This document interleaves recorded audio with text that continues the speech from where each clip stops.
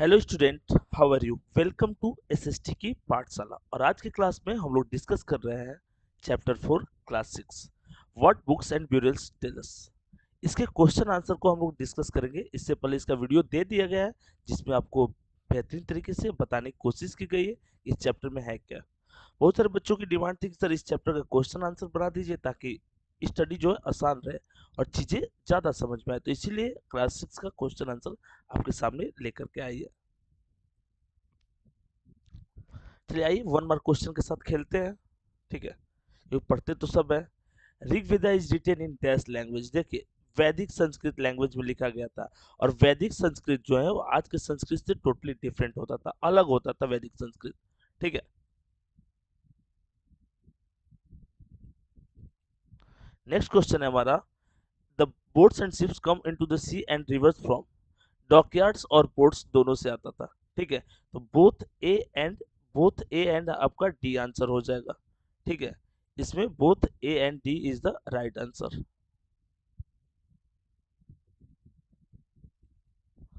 Next question है हमारा। Give the name of the oldest Vedas. सबसे पुराना वेदास कौन है? ऋग वेदास है, जिसको near about 3500 years ago compose किया गया था।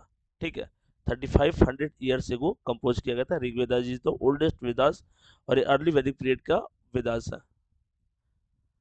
अब यहाँ से क्वेश्चन आंसर है तो उसको थोड़ा सा देखते हैं। बोला कि what are Vedas, how many Vedas are there. Vedas कहते हैं किसको है और कितने वेदास है? तो देखो, वेदास का मतलब होता है रिलीजियस बुक। कहा जाता है कि रिटिन अगर सबसे पुराना कोई बुक है तो वेदास है, इससे पुराना कोई रिटिन बुक नहीं है।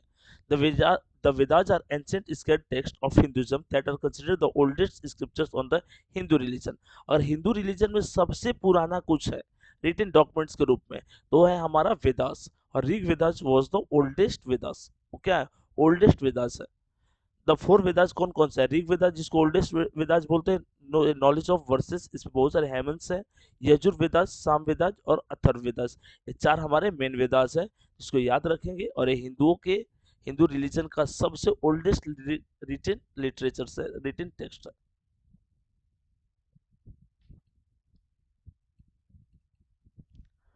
नेक्स्ट क्वेश्चन है हमारा।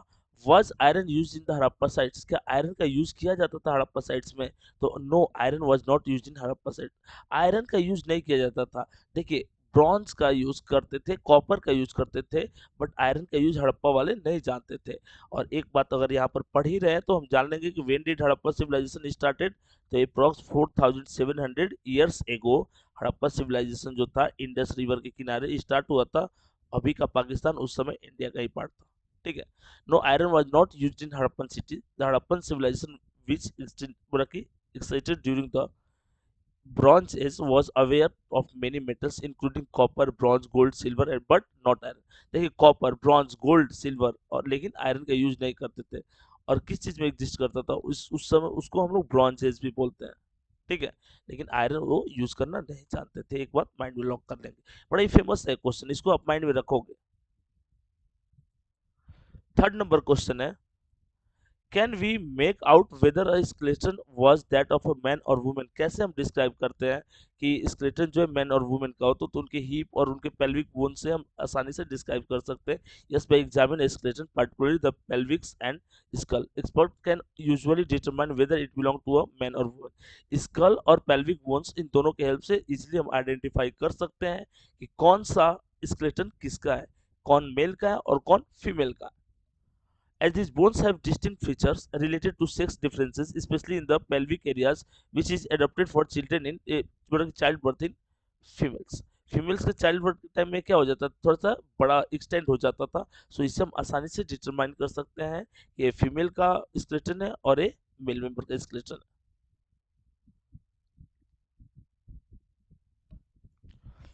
बोले port holes were use for being the bodies of later decrease, बोला कि deceased family members into a family grave. People from the same family were buried in the same place even if not at the same time. बोल रहा है कि अगर एक, जैसे मान लो कि ब्यूरियल साइट्स हो गया, अगर कोई एक फैमिली से बिलोंग कर रहा है, अलग अलग जनरेशन से ही क्यों ना हो, तो उसको एक जगह पे दफनाया जाता था, वही पोर्ट होल्स है। ठीक है,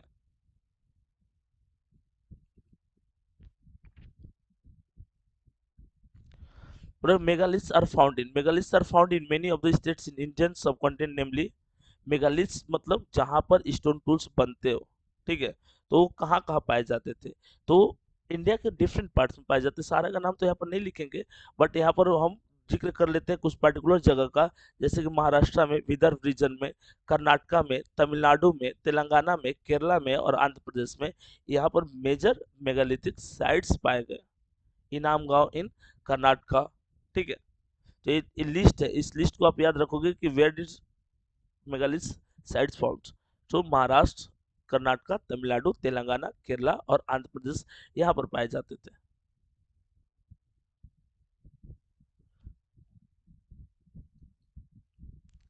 इन what ways are the books we read today different from the Rigvedas? जो आज हम बुक पढ़ते हैं कैसे ऋग्वेदास से डिफरेंट है?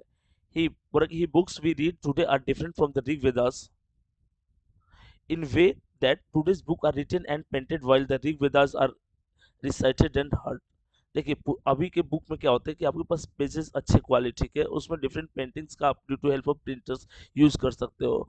अभी का लैंग्वेज जो है या तो देवनागरी रहता है अगर हिंदी में लिख रहे हो, या लोकल लैंग्वेजेस रहते हैं जिसको आसानी से समझा जा सकता है, वर्ल्डली हो, स्पोकन है, या लोग उसको समझते हैं, उससे वर्क करते हैं।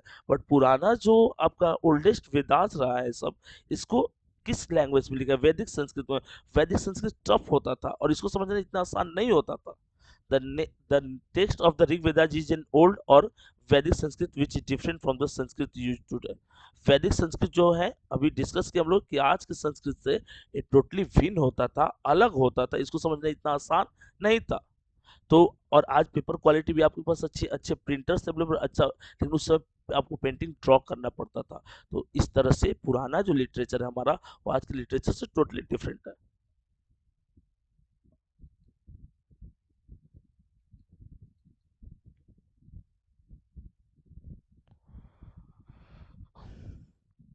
What kind of evidence from burials do archaeologists use to find out whether there are social differences amongst those who were buried? अच्छा बोल रहा है कि कैसे आप आइडेंटिफाई करोगे किसी को दफनाया गया है किसी जगह पे, तो वहां पर डिफरेंट सोशल डिफरेंसेस हैं। To find out the social the evidence from the burials which archaeologists use the amount of jewelry on the corpse or the number of belongings buried with it। अगर jewellery ज्यादा है that's clear कि वो upper class है, ठीक है, और jewel rich है। और अगर ज्वेलरी कम है मतलब कि वो लोअर क्लास है और वो क्या है, पुअर है। यही डिटर्मिनेशन का सबसे बेसिक सा टर्म होता था।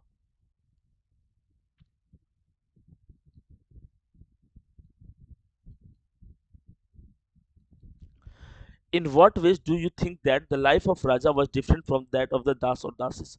दास और दासी के कंपेयर में राजा का लाइफ स्टाइल अभी भी अच्छा है, उस समय भी अच्छा होता था। लिविस लाइफ स्टाइल देते थे, अच्छे क्लोथ पहनते, अच्छा खाना खाएंगे। दास और दासी उनको सर्व करते थे। Raja held significantly higher social status than dasa और दासीस। तो नोन चीज है, आज भी होता था, मेडिवल में भी होता था, एंशियंट में भी, मॉडर्न पीरियड में भी। Meaning the Raja enjoyed a life of power, wealth and privilege. Life of power, wealth और इसको डिफरेंट प्रिविलेजेस मिला हुआ था। while दास और dasyu were considered the bottom of the society. दास या दस्यु को सुदराज बोला गया। सुदराज मतलब जो सबसे बॉटम लेवल पर, जिनका काम सर्व करना है, सेवा करना है। और जो राजा होते थे टॉप मोस्ट पोजीशन पे होते, जिनकी सेवा करते थे लोग। और जो सेवा करते थे वो दास या दासी, सुदराज। और जिनकी सेवा की जाती थी वो राजा। तो एक लैडर, कोई सीढ़ी है तो उस लैडर के एक टॉप मोस्ट पॉइंट पे लाइज करता है राजा। तो वही दास और दासी जो है लोअर बॉटम रेंज पे लाइज करता है। Often treated as slave with little of no personal freedom and forced to perform labor for their masters। इनको फोर्स किया जाता था कि ये परफॉर्म करें किसके लिए, अपने मास्टर के लिए।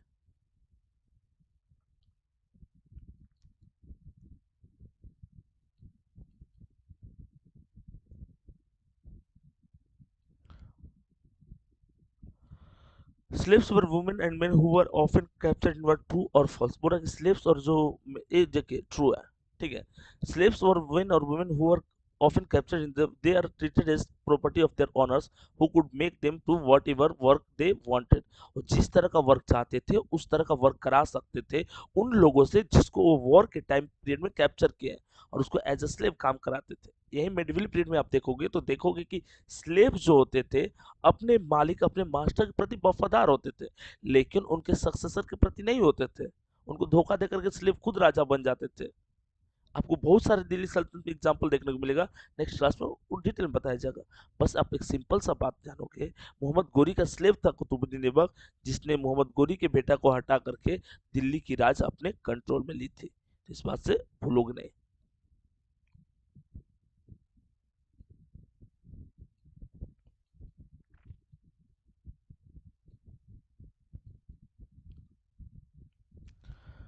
Which is the oldest Veda amongst the four Vedas? In which language is it written? The oldest Vedas of the four Vedas is Rig Vedas, composed in approx how many years? 3500 years ago. And the how many circles? There are 10 circles और मंडल्स जिसको हम लोग बोलते हैं, और 1500 BC है।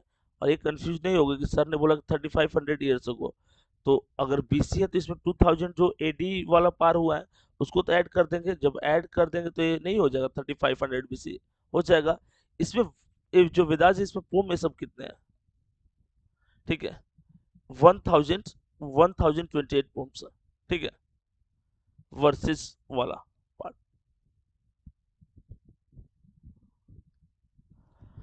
बोला कि mention the language that belong to the Dravidian family. कौन कौन सा लैंग्वेज होता था द्रविडियन, जो साउथ इंडिया में मेनली लैंग्वेज बोले जाते हैं, कर्नाटका में, केरला में, तमिलनाडु में और आंध्र प्रदेश में। कर्नाटका में कन्नड़, तेल अगर केरला की बात करें मलयालम, तमिलनाडु में तमिल, और तेलुगु जो है वो आंध्र प्रदेश या तेलंगाना में बोली जाती है।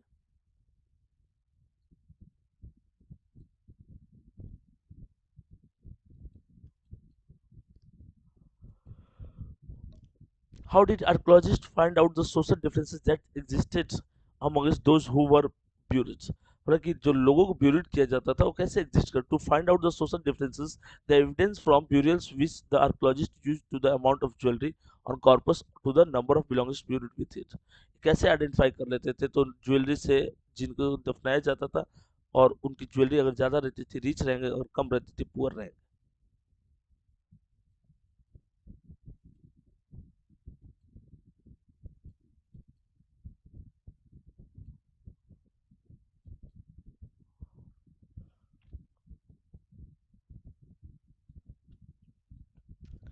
इसमें points there how and where the yajnas perform. Yajnas मतलब यज्ञ कैसे परफॉर्म होता था? During the early Vedic period yajna were perform to create a connections between person centre and their higher self. Person centres और हायर सेल्फ यानी कि जो गॉड होते थे उससे कनेक्शंस कैसे प्रोवाइड करते थे? तो यज्ञ के थ्रू। They were also done to cleanse the environment and to bring peace, prosperity and harmony to those who witness the rituals। जो लोग भी वहाँ पर रिचुअल्स में रहते थे उनका मानना था कि जो भी पॉजिटिव चीजें वो रह जाएगी और नेगेटिव चीजें वाइप्ड आउट हो जाएगी आफ्टर हवन या यज्ञ के उपरांत। ये लोगों का उस समय मानना था।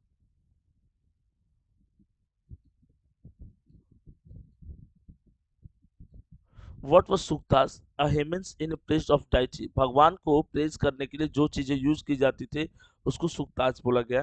The hymns of Rig Vedas are called, बोला कि suktas which means well set. Well set मतलब क्या होता है? जिसमें चीजें जो है अच्छा से बताई गई हो। ठीक है, वेदा आर कॉल्ड सुक्तास। वेदा को सुक्तास भी बोलते हैं, विच मीन्स वेल सेट। इसका मतलब क्या होता है? वेल सेट, काफी अच्छा।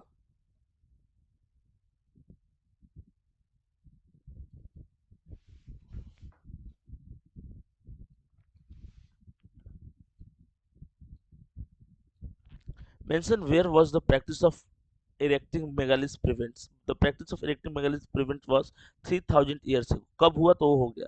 और रीजन्स जो था Deccan in south and Kashmir in the north east. Kashmir north east में, डेक्कन साउथ, वहां पर आपको डिफरेंट मेगालिथ्स प्रिविलेंस देखने को मिलते हैं, साइट्स भी देखने को मिलते हैं, जहाँ पे इजिली आप आइडेंटिफाई कर सकते हो चीजों को, टूल्स को, with help of guides. Tools को आप टूल्स का इंफॉर्मेशन ले सकते हैं, ये डिफरेंट चीजें जो जो भी उस समय लाइज करती थी उसके बारे में। Which are the two rivers that were worshipped as a goddess of the Rig Vedas? बड़ा ही फेमस सा क्वेश्चन है, याद रखिएगा। व्यास और सतलज को यूज किया गया था। In the Rig Vedas there is a hymen in the form of dialects between says Vishwamitra and two rivers Vyas and Sutlej were worshipped as goddess। व्यास और सतलज को गॉडेज की तरह यूज किया गया, और इसको किसने यूज किया? तो विश्वामित्र जी ने। विश्वामित्र जी अपने यज्ञ से फिर से पृथ्वी पे क्या करेंगे? पानी लाने की कोशिश करेंगे। ठीक है, व्यास और सतलज जो है वो फेमस गॉडेस के नाम पे रखा गया, और किस चीज में हेल्प करती थी? आफ्टर वर्शिप ए वाटर, और उसके जो प्रोडक्शन था उस चीज में हेल्प करती थी, वाटर उसके सप्लाई में।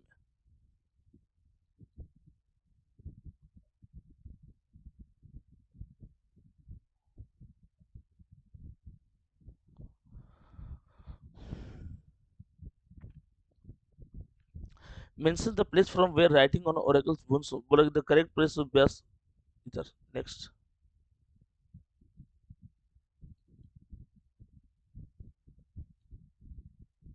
Mention the name of the privilege class during the Vedic period. Privilege class कौन से थे? तो देखिए, लोअर क्लास जो थे उनको प्रिविलेज नहीं मिला, तो सुधराज और Vaishyas were the service provider और entertainment providers and the merchants of businessman respectively. Shudras और वैश्याज क्या होते थे? इंटरटेनमेंट प्रोवाइडर्स होते थे या मर्चेंट्स और बिजनेसमैन के लिए वर्क करते थे, या वैश्याज जो थे वो मर्चेंट या बिजनेसमैन थे। They held the lowest rank in society, the highest rank was the Brahmans, the priest and the teacher, and then Kshatriya the warriors. पहले सबसे सुप्रीम कौन होते थे? ब्राह्मण, उसके बाद ब्राह्मण, और उसके बाद टीचर्स, और फिर क्षत्रिय या वॉरियर्स, और इसके बाद फिर ऑर्डर वाइज ये चीजें सेटअप रहती थी, जिसमें आते थे आपके वैश्याज, फिर शूद्राज।